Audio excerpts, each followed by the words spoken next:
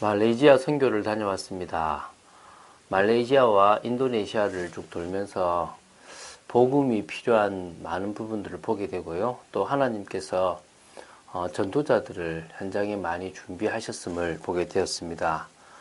여러분 한 사람 한 사람 이제 조금 더 현실 문제 상황에 속지 말고 하나님이 원하시는 더 큰 그림, 더 큰 미래를 향해서 달려나가는 축복의 여러분 되시기를 예수님의 이름으로 축원드립니다.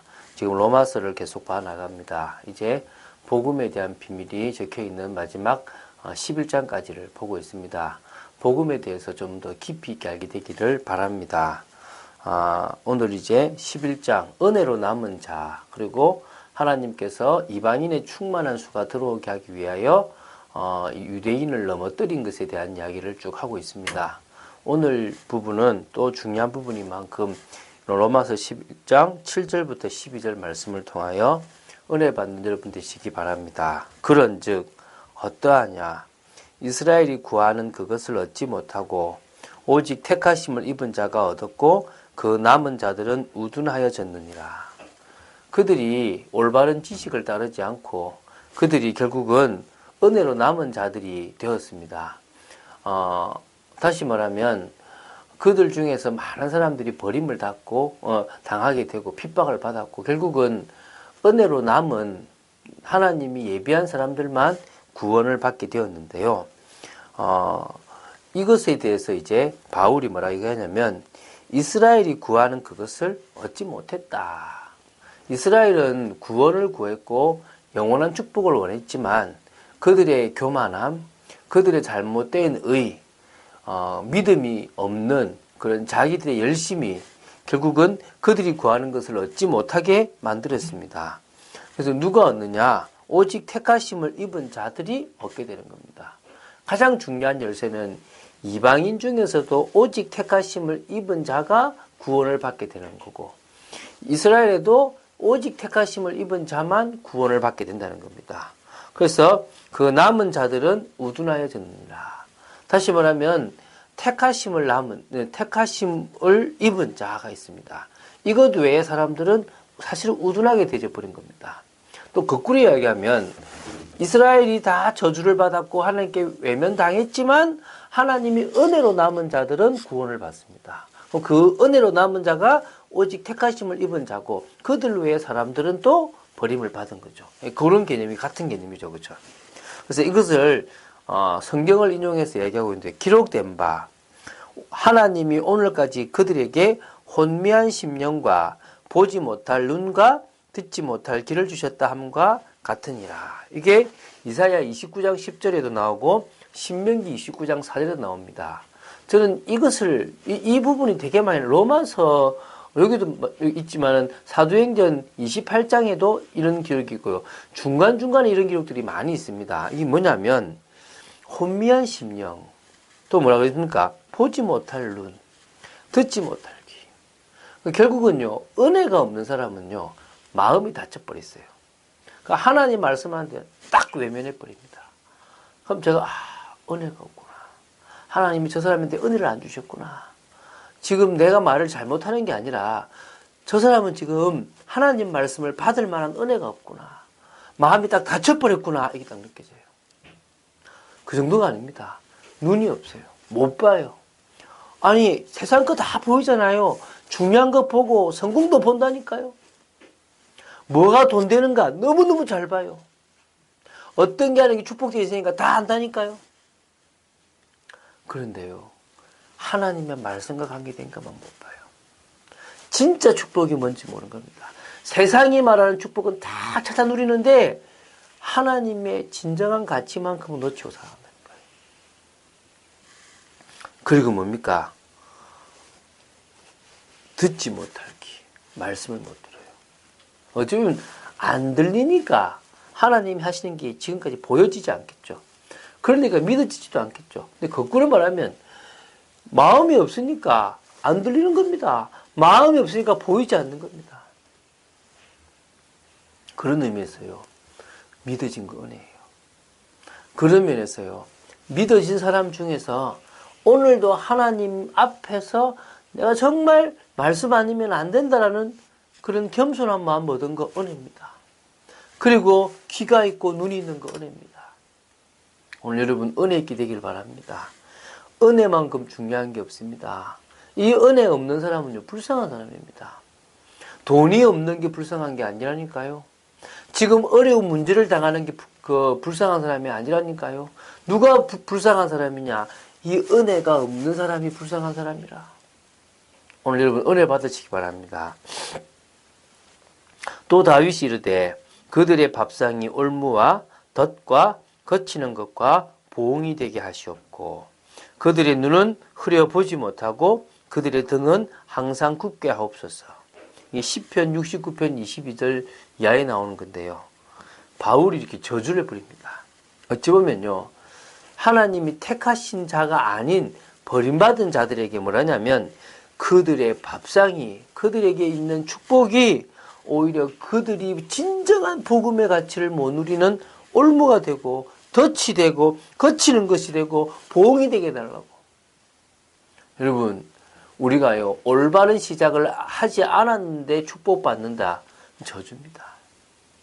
복음 없는데요 예수 믿지 않는데 집이 잘 나가다든지 가정에 우애가 있다, 저주라니까요. 오히려 예수 안 믿으면요 망하는 게 복입니다. 예수 안 믿으면 어려움 당하고 문제 당하는 게 복이라니까요. 그래야 성공할 수 있다니까요. 그래야 제대로 된 인생을 살아갈 수 있다니까요. 사람들은 모른다니까요. 지금 자기가 잘 나가면 좋은 줄 알고, 저는요 잔치집 가는 것보다 장례식장을 가보는 게 훨씬 좋더라고요. 그래, 나도 언젠가는 저렇게 될 건데, 나도 언젠가는 내 인생의 끝이 올 건데 내가 뭘 위해서 달려가야 될 것인가. 오늘 여러분 답내는 여러분 되시기 바랍니다. 하나님의 은혜 받는 여러분 되시기 바랍니다. 무엇이 중요합니까? 가장 중요한 것은요, 우리가 지금 하나님의 말씀이 들려지고 하나님이 쭉 운행하시는 그런 것들이 보여지고 하나님의 그 능력이 믿어지는 마음이 있다는 거, 이게 은혜입니다. 정말 눈이 흐려져 가지고 등이 구워서 외면하는 그런 어리석은 인생이 되지 않게 되기를 예수님 축원드립니다. 그러므로 내가 말하노니 그들이 넘어지기까지 실족하였느냐? 그럴 수 없느니라. 그들이 넘어짐으로 구원이 이방인에게 이르러 이스라엘로 시기나게 함이니라. 지금요 알아야 될 게 뭐냐면 이스라엘 백성은 넘어질 정도로 실족하고 버림받았습니다. 그래 보입니다. 근데 바울은 그렇지 않다라고 얘기합니다. 겉으로 볼 때는 넘어져서 버림받고 실족하고 실패한 인생처럼 지금도요 예수 되게 싫어합니다, 유대인들이. 그런데요 이렇게 바울이 얘기합니다. 이스라엘이 넘어짐으로 말미암아 구원이 이방에 이르렀다. 어떤 학자는 그런 얘기합니다. 이스라엘이 탁 넘어지면서 성전문을 확 열어버렸다. 성전문을 확 열어버리니까 이제 이 성전에 있었던 이 복음이 이제 이방인에게로 확 흩어져 버렸다. 그래서 이스라엘의 넘어짐이 새로운 축복의 시작이 된 겁니다. 그리고 그 새로운 축복의 시작이 이스라엘에게는 문제가 실족되는 것이 아니라 새로운 축복을 위한 시작, 시기나게 됨으로 말미암아, 뭐야, 우리가 받은 복을 왜 저들이 받아 누려? 저거 우리 복이잖아. 뭐가 문제라서 우리는 버림을 받았고 저들은 구원을 받은 거야? 라고 하는 고민에 빠지게 만든다는 겁니다. 그래서요 그들의 넘어짐이 세상의 풍성함이 되며 그들의 실패가 이방인의 풍성함이 되거든 하물며 그들의 충만함이요. 이스라엘의 넘어짐으로 말미암아 세상의 풍성함으로 이어졌습니다. 이 세상에 하나님을 믿을 수 있는 축복의 기회가 이스라엘의 넘어짐으로 말미암아 이르게 되었다는 겁니다. 그러므로 말미암아 그들의 실패가 이방인의 풍성함이 되었다면 이제 그들이 복음 안에서 충만함이야 얼마나 큰 응답이 되겠느냐. 로마서 11장을 통하여 하나님은 처음 택했던 이스라엘도 또 이방인이라고 생각하는 진노 속에 있는 자녀까지도 사랑하시는 그 사랑을 보게 될 줄로 믿습니다. 세상 모든 민족이 구원을 얻기까지 쉬지 않으시는 분이 하나님이십니다. 선교 현장에 가보니까요, 그것이 확인되어집니다.